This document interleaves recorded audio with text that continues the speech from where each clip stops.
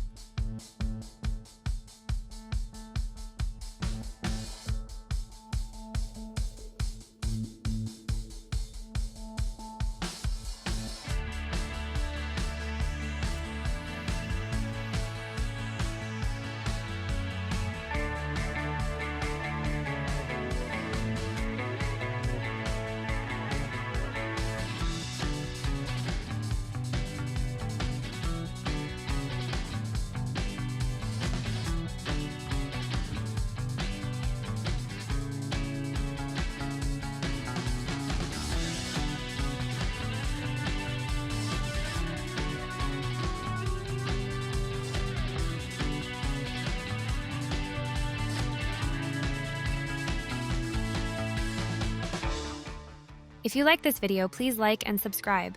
Check the description for more info. Thanks for watching.